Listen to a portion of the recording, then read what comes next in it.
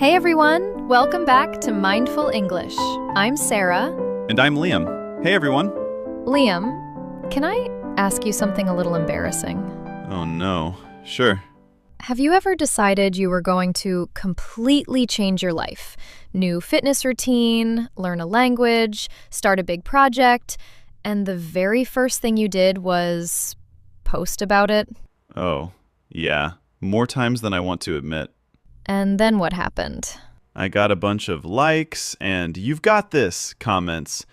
And then by month 2, I had completely quit. Every single time. Right. And here's the thing. There is a real psychological reason that keeps happening.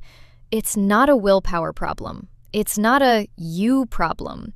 And today, we're getting into exactly why that cycle keeps repeating and what actually works instead. And by the end of this, the way you think about sharing your goals is going to feel completely different. Trust me. So Liam, you're definitely not alone in that pattern. We live in this oversharing culture where we're constantly told, announce your goals, put it out there, make yourself accountable to the public. And it feels logical, right? If I tell everyone I'm running a marathon, I can't back out now. Exactly. That's the logic. Public commitment equals accountability. But here's the thing. Psychologically, that logic is completely backwards. And it's not just a theory. There's real research behind this. Peter Gallwitzer, a psychology professor at NYU, published a paper back in 2009 that showed the exact opposite of what most people believe. Announcing your goals actually makes you significantly less likely to achieve them. Less likely? That feels so counterintuitive. Because in the moment, when you're getting all those supportive comments, you genuinely feel motivated. Like the energy is real. The energy feels real, but it's actually a biological illusion. And this is the part that I find so fascinating and honestly a little scary. What Gallwitzer found is that when you announce your goal and people respond positively, when they say, "You've got this," and hit that like button, your brain releases dopamine, the exact same dopamine you would get if you had actually achieved the goal. Your brain, at a chemical level, cannot fully distinguish between the fantasy of success and the reality of it. So when people applaud your plan, your brain registers it as mission accomplished. The reward has already been received. So you get the finish line feeling before you even lace up your shoes. Exactly. You want to be seen as someone who runs before you've actually run a single mile. And that social validation feels so good in the moment. But what happens 2 weeks later, when the dopamine fades and the alarm goes off at 6 a.m. and it's cold outside and nobody's watching? Your ego already got its applause, so there's nothing left to push you. Right. The hunger is gone. And that's when people quietly give up and just stop mentioning the goal altogether. No announcement that they quit. It just disappears. And that dopamine trap, that's just one layer of it, right? Because you mentioned there's a second problem. Yeah, and honestly, this second one might be even more dangerous. I call it the fragile seed. Think about the moment when you first get a new idea, a real one, something that excites you. Maybe it's starting your own business, or switching careers, or creating something you've never created before. In that moment, the idea is incredibly fragile. It's brand new. It hasn't been tested. It's like a tiny seed that's just starting to push through the soil. And the moment you expose that seed to other people, even people who love you, you're putting it in front of a harsh wind. Because people project their own fears onto your dreams. Immediately, without even realizing it. They say things like, "Are you sure about that?" Or, "Isn't that market really competitive?" Or, "That seems risky. Do you really want to quit a stable job?" And they're not trying to be cruel. Most of the time they mean well. But what they're actually doing is downloading their own insecurities directly into your brain. Their fear becomes your doubt. And I've felt that. You go into a conversation excited and you come out second-guessing everything. And the worst part is, you haven't even tried yet. They talked you out of it before you had a chance to find out if it was possible. You let someone else's pessimism kill your dream before it ever had a chance to grow. And here's what's wild. That person probably forgot about the conversation by the next day. But you're still carrying their doubt weeks later. So what do you do instead? How do you protect that fragile seed? How do you break the addiction to early validation? You master what I think is the ultimate power move of genuinely successful people. You move in silence. You keep it to yourself. Intentionally. Strategically. You protect the goal by not feeding it to the public before it's ready. Okay, I'm convinced on the why.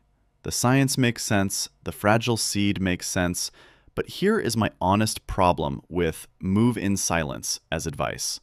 It sounds great, but when I'm alone, no comments, no likes, no one cheering me on, how do I actually keep going?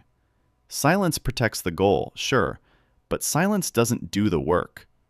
When there's no external applause, what replaces it? That is the real question. And this is where most people stop. They hear, don't announce your goals, and they think, okay, I'll just keep quiet and hope motivation shows up. But motivation on its own is unreliable. It comes and goes. You can't build a life on motivation. What you need is a system. James Clear, the author of Atomic Habits, puts it this way. You do not rise to the level of your goals, you fall to the level of your systems. That line hits every time I hear it, because it takes all the pressure off of willpower. You're not relying on feeling inspired. You're relying on a structure that makes the work happen, whether you feel like it or not. One of the best examples of this, and one of my favorite stories to tell, is Jerry Seinfeld. The comedian? The comedian. But specifically, the young, unknown version of Jerry Seinfeld, before anyone knew who he was, when he was just grinding in silence, nobody watching, no validation coming in. His goal wasn't become famous. His system was much simpler than that. Write one joke every single day. That's it. One joke. Whether it was good or bad, whether he felt inspired or exhausted, one joke every day. And to track it, he put a giant calendar on his wall. Every day that he wrote, he put a big red X on that day. After a few days, he had a chain, a visual, physical chain of X's on the wall. And at that point, his only job became, don't break the chain. Exactly. And when you remove the external applause, you have to replace it with an internal system that generates its own momentum. He shifted the goal entirely. It wasn't about being funny or being famous or getting applause. It was just keep the chain alive. And that chain gave his brain exactly what it needed. A small, daily dopamine hit. Not from Instagram, not from other people, from himself, from his own system, from the visual proof that he showed up yesterday, and the day before, and the day before that. It's almost like you rewire what feels like a reward. Instead of, I got 50 likes, the reward becomes, I didn't break the chain today. And that reward is so much more sustainable because it's completely within your control. Nobody can take it away from you. Nobody can fail to comment. Nobody can ignore it. It's just you and the calendar every single day. And I think what's powerful about that is it completely changes your relationship with the boring parts. Because if your goal is to write a best-selling book, then sitting alone writing page 47 on a Tuesday night feels pretty meaningless. Nobody knows. Nobody cares. There's no applause coming. But if your system is just write every day, don't break the chain, then page 47 on a Tuesday night is a win. A small one, but a real one. You stop waiting to be seen. You start finding meaning in the process itself, and you just quietly chip away at the mountain, one day at a time, while the rest of the world has no idea what you're building. And here's the part that I think makes all of this worth it. The part that people who move in silence get to experience that nobody else does. The reveal. The mic drop moment. You don't tell people you're writing a book. You hand them the published book. You don't announce you're training for a marathon. You post the finish line photo. You don't say, "I'm working on something big." You just show up one day and the thing is done, and it's undeniable. And because nobody knew it was coming, there's this element of genuine surprise. They didn't get to watch you struggle or doubt you along the way or talk you out of it. They just see the result. Fully formed, finished, real. And there's a kind of respect that comes with that you simply cannot get from announcing your plans. Because announcing is easy. Anyone can say they're going to do something. But showing up with the finished work, that backs everything up. It proves it. You stop talking about what you're going to do, and you start showing people what you've already done. That's the shift. That's the whole thing. And to make sure you can actually talk about all of this in English with the right vocabulary, let's move into our mindful review. Let's do it. So let's go back to where I started, talking about my embarrassing habit of oversharing. I said I used to just blurt out my goals the second I had them. To blurt out. That means to say something suddenly, impulsively, without thinking it through first. And the key feeling there is that you didn't plan to say it. It just came out. So if you're excited about something and you immediately tell everyone before you've even thought it through, you blurted it out. And when all those people respond and congratulate you, your brain tricks you into feeling like you've already succeeded. To trick into. Your brain tricks you into believing something that isn't actually true yet. It's a kind of self-deception. And the scary part is, you don't even realize it's happening. The feeling is completely real, even though the achievement isn't. And the reason it feels so real is because you're feeding off the praise. That social validation becomes fuel, but it's the wrong kind of fuel. To feed off something means to draw your energy or motivation from an external source. And this is the problem. When you feed off other people's approval, you become dependent on it.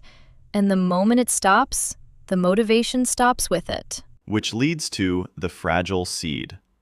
And the danger of sharing too early is that the people around you will shoot down your idea before it even has a chance. To shoot down.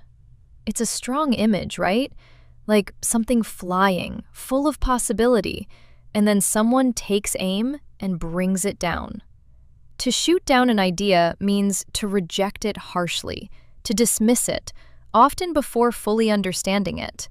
And when someone shoots down your fragile dream early on, the damage can be lasting. Because even if they don't completely shoot it down, they might just express doubt. That's often enough to talk you out of it. To talk someone out of something means to convince them not to do what they were planning. And this is so common. You go into a conversation excited, and someone, with good intentions, just gradually chips away at your confidence until you decide it's not worth trying. They talked you out of it. Which is why you have to keep it to yourself. To keep something to yourself means to stay private about it. Not to hide it out of shame, but to protect it intentionally. There's a real difference between secrecy and strategy. This is strategic. You're choosing not to share because you know your idea needs time to get strong before it can survive outside opinions. And while you're working in that silence, you have to tune out all the noise, the comparison, the distraction, the urge to check if anyone's noticed yet. To tune out means to deliberately block something out, to redirect your attention away from the distraction. And this takes real practice, especially now when there's always something competing for your attention. Tuning out is an active choice, not a passive one. And instead of trying to show off, instead of performing your progress for an audience, you knuckle down. When you show off, you're deliberately drawing attention to yourself, your achievements, your skills, your progress, because you want to impress people. The "look at my gym selfie" version of ambition. But when you move in silence, you let go of that. You stop performing and you just work. And to knuckle down is the complete opposite. You stop trying to impress anyone, and you just get serious and do the hard work. Head down, no audience, full focus. And when you knuckle down, day after day, what you're really doing is chipping away at something that feels enormous. To chip away at something means to make slow, steady progress on a big task. A little bit every single day. The mountain doesn't move overnight, but every day you show up, you take a little piece off it. And over time, that consistency is what actually moves the needle. And then one day, the work is done. And it backs up everything you believed about yourself. To back up means to prove something with real, tangible evidence. Not words, not plans, the actual finished thing. When your results back up your ambition, that's when the respect comes, because it's undeniable. And because no one saw it coming, your success completely sneaks up on them. To sneak up on someone means to arrive quietly and catch them completely off guard. And I love this as a description of what happens when you move in silence. Because your success doesn't announce itself. It just appears, fully formed, real. And people around you go, "Wait, when did that happen?" That's the moment. That's what you're working toward. Not the likes along the way, the result at the end. Going through all of this, I really wish I had understood this years ago. I wasted so much energy performing my ambition instead of actually building it. And I think that's the thing most people don't realize until they've lived it. The announcing feels like part of the process. It feels productive. But it's actually a release valve. It lets out all the pressure you need to do the work. So keep the pressure. Protect the seed. Build in the quiet. And then let the work speak for itself. If this episode made you think of someone who needs to hear this, share it with them. And if you've ever fallen into the announcement trap yourself, come tell us about it in the comments. We genuinely read them. And honestly, your stories always make our day. And if you want to dig into more expressions like the ones we covered today, check out our previous episodes. There's a lot there. And the pinned comment has everything from today waiting for you. All right, that's it for today's Mindful English. Stop announcing, start building. We'll see you next time. Take care, everyone. Isn't this view incredible? Yes, the sunset is magical. I could ride this train forever.